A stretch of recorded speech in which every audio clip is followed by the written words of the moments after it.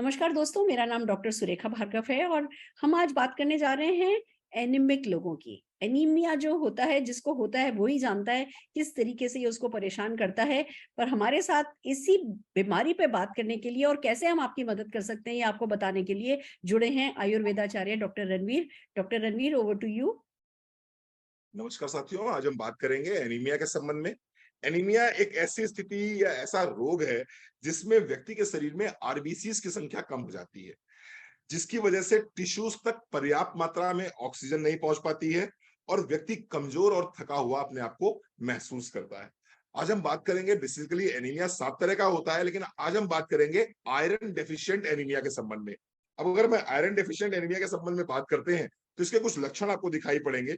लक्षणों में आपको थकान महसूस होगी। अगर किसी व्यक्ति को थकान बहुत ज्यादा महसूस होती है, हल्की और पीली त्वचा रहती है उसकी, अनियंत्रित दिल की धड़कन रहती है। बेसिकली अगर किसी को एनीमिया है ना, तो उसकी दिल की धड़कन धड़-धड़ बहुत तेज उसकी धड़कन रहती है। इसके साथ-साथ सांस लेने में कठिनाई होती है।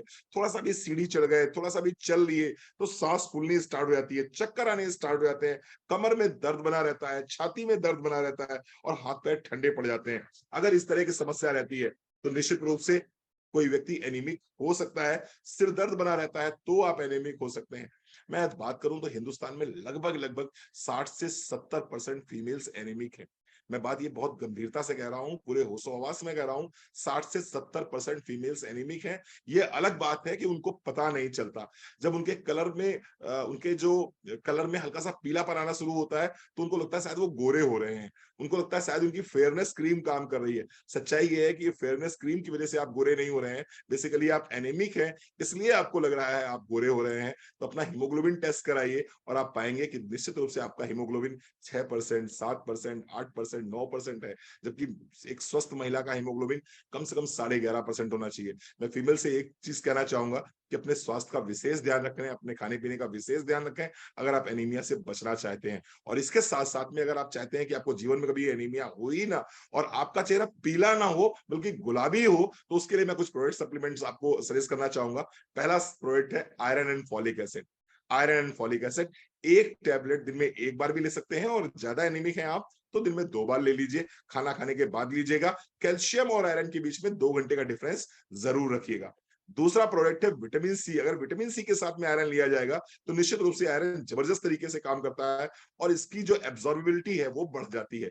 तो तीसरा प्रोडक्ट है protein crust. Protein crust of course बहुत बढ़िया काम करता है एनीमिया में। सारे के सारे विटामिन मिल जाते हैं, इसके अंदर आपको प्रोटीन मिल जाता है पर्याप्त मात्रा में। तो protein crust, iron folic acid, vitamin C, इन 3 प्रोडक्ट्स का कॉम्बिनेशन अपने लाइफ में जरूर आप लेके आइए और आप देखेंगे आपका हीमोग्लोबिन 11.5%, 12%, 13% पहुंचने में देर नहीं लगेगी। एक महीने में मैंने देखा है कि 6% वालों का हीमोग्लोबिन 10% हुआ है। थैंक यू दीदी। वाओ!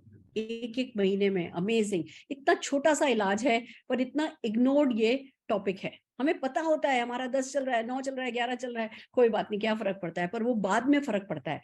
ब्लड ही है जो शरीर में ऑक्सीजन पहुँचाता है सब जगह और ऑक्सीजन ही है जो हमें हेल्दी रखती है और अगर ब्लड ही कम होगा, तो कैसे काम चलेगा? तो हम सबको अपना हीमोग्लोबिन ठीक रखना है और उसके लिए जो डॉक्टर रणवीर ने प्रोडक्ट सजेस्ट किए हैं, हमें वो फूड सप्लीमेंट काम में लेने हैं। और हमारे साथ प्रीति जी जुड़ी हैं जो बताएंगी कि उनको कैसे फायदा हुआ। Preeti ji, over to you. Thank you so very much ma'am. Good morning friends, मेरा नाम प्रीति है और बात कहूँ एनीमिया की तो मुझे पता ही नहीं था। जैसा सर ने बताया कि पता नहीं होता है, मुझे नहीं पता था। मुझे ठंड बहुत ज्यादा लगती थी, सर में दर्द और जैसे बताया कि हार्ट बीट बहुत ज्यादा तेज हो जाती थी, कहीं भी कुछ भी थोड़ा भी चल लेती थी, हाथ पैर बहुत ठंडे रहते थे। पूरी पूरा रात रजाई ओढ़ने के बाद भी मेरा जो हाथ पैर थे वो एकदम एकदम ठंडे होते थे बर्फ की तरह। तो ऐसे में मुझे मौका मिला एक सेमिनार में रणवीर सर से मिलने का और मैंने पर्सनली उनसे पूछा था इस बारे में। थैंक्स करना चाहूंगी Ranveer sir and Modi care को कि मुझे उन्होंने बताया आयरन और फोलिक एसिड प्रीति जी आप लीजिए। विटामिन सी मैंने उस बीच में लेना शुरू किया फ्रेंड्स, और सबसे बड़ी बात प्रोटीन लेना शुरू किया। तो उसके कारण अब मुझे थकान नहीं होती है, सर दर्द नहीं होता है और ठंड कम लगती है। सर्दियों में ठंड है तो ठंड लगेगी, पर अब मुझे जून में कभी बारिश हो जाती थी ना, तो मुझे तब भी रजाई ओढ़ने की जरूरत पड़ जाती थी, मुझे इतना ठंड लगता था। थैंक्स करना चाहूंगी मोदी केयर का, सप्लीमेंट्स का। Thank you so very much Sameer Modi ji, बहुत बहुत शुक्रिया।